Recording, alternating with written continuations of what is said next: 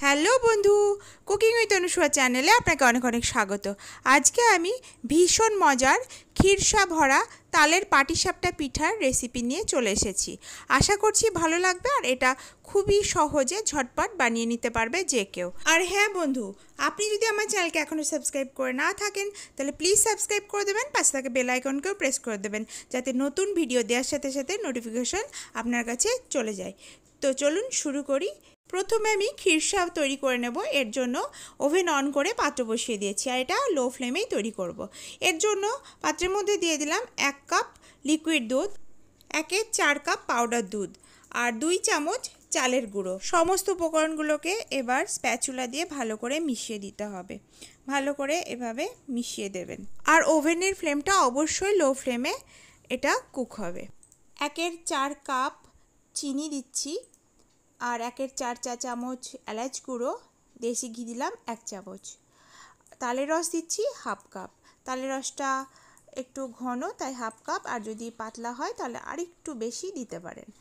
Extra স্বাদের জন্য দিচ্ছি 1/4 কাপ নারকেল কোড়া, আর পরিমাপ মতো কিছু কিশমিশ। কিশমিশ আর নারকেল দিলে ক্ষীরসার বেশি টেস্ট লাগে।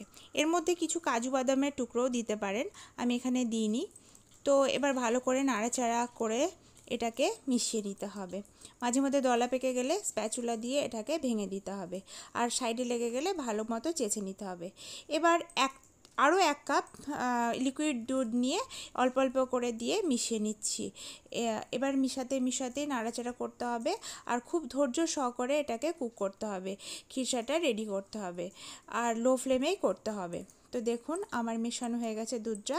এইভাবে ঘন করতে হবে জাল দিয়ে দিয়ে, আর সাইডে লেগে গেলে চেঁচে দেওয়া। এখানে দেখুন ঘিগুলো কীরকম বেশ ভেসে ভেসে আছে, একটু পাতলা হয়ে আছে, এটাকে আর একটু ঘন করতে হবে। এর জন্য নেড়ে দিতে দিতে কন্টিনিউয়াস নেড়ে যেতে হবে, নাড়তে নাড়তে এটা ঘন হয়ে আসবে। দেখুন আমার পুরো ক্ষীরসাটা রেডি হয়ে গেছে, দেখতেই পাচ্ছেন কালারও পুরো চেঞ্জ হয়ে গেছে, দেখতে ভালো লাগছে। তো এখন নামিয়ে এটাকে ঠান্ডা করতে দিচ্ছি। এবার আমি পাটিসাপটার জন্য গোলা তৈরি করব। এর জন্য দিয়ে দিচ্ছি 1/2 কাপ ময়দা, আর 2 কাপ মতো চালের গুঁড়া। এখানে আপনারা ভিজা চালের গুঁড়াও নিতে পারেন। আর দিচ্ছি 1/2 কাপ তালের রস, 2 চা চামচ চিনি, আর 1 চিমটি লবণ। এবারে জল দিয়ে তালের গোলাটাকে, মানে পাটিসাপটার গোলাটাকে আমি রেডি করে নেব। এর জন্য 1 কাপ জল দিয়ে দিলাম, দিয়ে ভালো করে হ্যান্ড উইক্সের সাহায্যে মিশিয়ে নিচ্ছি।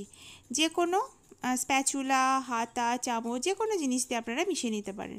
তো আরও কিছুটা জল দিলাম। এইভাবে আমি অল্প অল্প করে জল দিয়ে, মোট 3 কাপ জল দিয়ে আমি এই পাটিসাপটার গোলাটা রেডি করব। তো এখন জল দিয়ে দেখুন ঘনত্বটা বেশ ঘন হয়ে আছে। এইটাকে অল্প অল্প করে জল দিতে দিতে, আর চিনিটা একটুখানা গুলে গেলে বেশ নরম হয়ে যাবে, আর সুন্দর একটা ব্যাটার এখানে রেডি হয়ে যাবে তালের গোলা। তো দেখুন এইভাবে প্রথমে একটু করে ঘুরিয়ে নিয়ে জল দিয়ে আবার একটুখানা ঘুরিয়ে ঘুরিয়ে এইভাবে দেখুন সুন্দর একটা স্মুথ একটা মসৃণ এখানে ব্যাটার রেডি হয়ে গেছে। দেখুন এইভাবে তুললে দেখছেন লাগছে না, মানে থাকছে না। তো ঘনত্বটা দেখুন এরকম হবে, এরকম করে তুললে দেখতে পাচ্ছেন কতটা ঘনত্ব।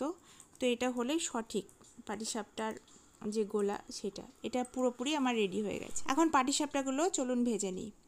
ভাজার আগে প্যানে একটু তেল দিয়ে টিস্যু দিয়ে মুছে নিতে হবে। এবার গোলাটাকে দেওয়ার আগে একটুখানি নেড়ে নিতে হবে, দিয়ে তারপরে গোলা তুলে হাতে করে দিয়ে দিতে হবে, দিয়ে এইভাবে নাড়িয়ে ছড়িয়ে দিতে হবে চারিদিকে। এইভাবে একটু ধরে এই এপাশ ওপাশ করলেই প্যানের মধ্যে গোলাটা সুন্দরভাবে ছড়িয়ে গোল হয়ে যাবে। তো এখন গোলাটা দিয়ে দিয়েছি, এবার ঢাকা দিয়ে দেব। 1 মিনিটের মধ্যেই এটা হয়ে যাবে। তো 1 মিনিটে আমার হয়ে গেছে। এবার এর উপর দিয়ে ক্ষীরসা আমি 1 চামচ মতো দিয়ে দিলাম, আপনারা যতটা পছন্দ করেন সেই মতো দেবেন। তো দিয়ে এবার স্প্যাচুলা দিয়ে এটাকে ভাঁজ করে দিচ্ছি, উল্টে উল্টে ভাঁজ করে এটাকে একটু ভেজে নিতে হবে, আর এটা লো ফ্লেমে করতে হবে, একটু ধৈর্য ধরে করবেন, তাহলে সুন্দর পাটিসাপটা হবে। তো আমার এটা হয়ে গেছে পাটিসাপটাটা, এবার তুলে নিই। অনেকে একটু কড়া ভাজা পাটিসাপটা পছন্দ করে।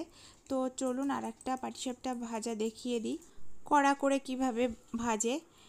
তো আবারও গোলা দেওয়ার আগে একটুখানি নাড়াচাড়া করে গোলাটাকে তুলে পাত্রের মধ্যে দিয়ে দিলাম, দিয়ে এবার এভাবে ছড়িয়ে দিচ্ছি। ছড়িয়ে দিয়ে এটাকে ঢাকা দেব না, ঢাকা না দিয়ে কুক করব। ঢাকা না দিয়ে কুক করলে 1.5 মিনিট লাগবে, আর ঢাকা দিয়ে কুক করলে 1 মিনিট লাগবে। তো এবার হয়ে গেছে, খিরসাটা দিয়ে দিলাম। খিরসাটা দেওয়ার পরে স্প্যাচুলা দিয়ে আবারও উল্টে উল্টে ভাঁজ করে দিতে হবে। তো দেখুন বেশ কড়া কড়া হয়ে গেছে, বেশ লাল লাল দেখতে পাচ্ছেন। তো অনেকে এটা পছন্দ করে। তো আর এটা একটু জালিদার মতো হয়েছে, মানে ফুটো ফুটো টাইপের দেখতে পাচ্ছেন, ছিদ্রযুক্ত।